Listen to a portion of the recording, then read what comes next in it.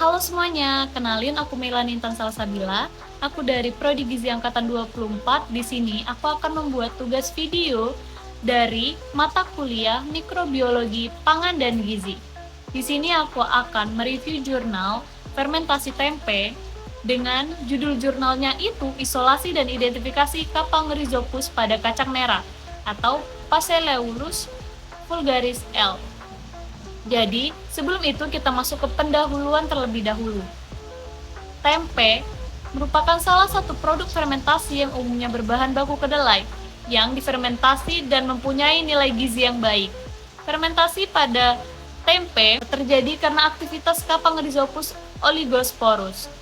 Indonesia merupakan negara produksi tempe terbesar di dunia.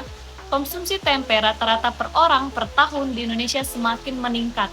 Namun, kedelai bukanlah sumber penghasil utama bagi sebagian besar petani Indonesia. Petani Indonesia lebih banyak membudidayakan kacang-kacangan lain seperti contohnya itu kacang merah. Penelitian ini dilakukan untuk mengetahui bentuk koloni kapang Rhizopus pada kacang merah, mengetahui karakter morfologi baik secara makroskopis dan mikroskopis tempe kacang merah, mengetahui potensi Kapang Rhizopus dalam menghambat patogen.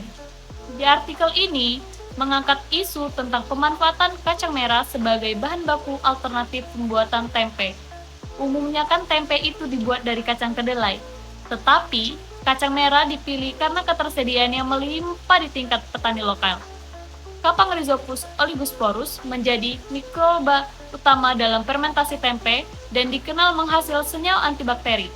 Penelitian ini bertujuan untuk mengisolasi, mengidentifikasi, serta menguji aktivitas antagonis Kapang Rhizopus dari tempe kacang merah.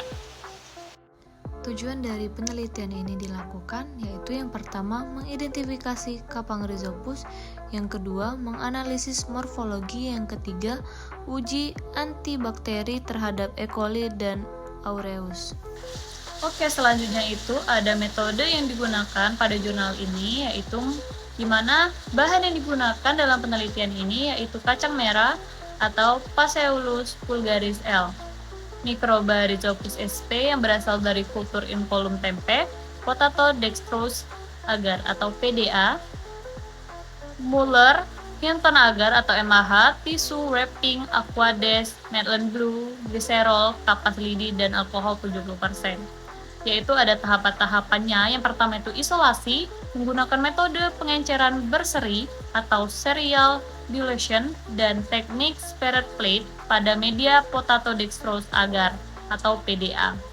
Selanjutnya itu ada identifikasi, dilakukan secara makroskopis, mencakup warna koloni, tekstur, miselium, bentuk koloni, dan mikroskopis, tipe sporangiopor, spora rhizoid. Dan yang terakhir itu ada uji bakteri menggunakan metode difusi agar dengan bakteri uji Seriacia coli dan Streptococcus aureus. Selanjutnya itu kita masuk ke pembahasan. Jadi isi pembahasannya itu hasil isolasi menegaskan bahwa Rhizopus oligosporus memang dominan dalam fermentasi tempe kacang merah, sama seperti pada tempe kacang kedelai. Warna koloni dan ciri morfologi mendukung identifikasi tersebut. Temuan penting adalah aktivitas antibakteri yang signifikan, menunjukkan bahwa tempe kacang merah tidak hanya berfungsi sebagai pangan alternatif tetapi juga berpotensi sebagai pangan fungsional dengan sifat antimikroba.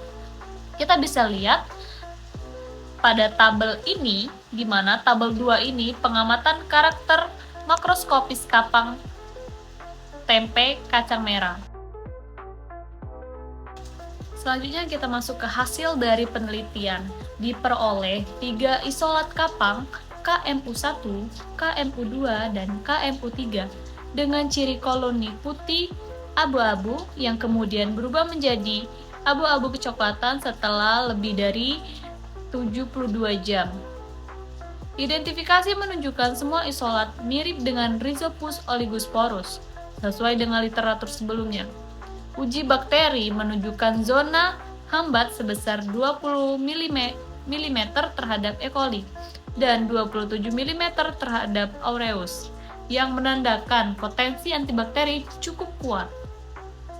Bisa kita lihat di gambar 2 ini, pengamatan makroskopis kapang tempe hipa, stolon, sporangiopor, dan rhizoid yang A. Yang B-nya itu ada sporangium dan spora. Baiklah, di sini ada kesimpulan dari hasil penelitian ini di mana yang pertama itu kacang merah difermentasi oleh Kapang Rhizopus oligosporus. Yang kedua itu kapang tersebut memiliki aktivitas antagonis yang efektif terhadap bakteri patogen E. coli dan S. aureus. Dan yang terakhir itu temuan ini memperkuat manfaat tempe sebagai pangan fungsional dengan potensi antibakteri.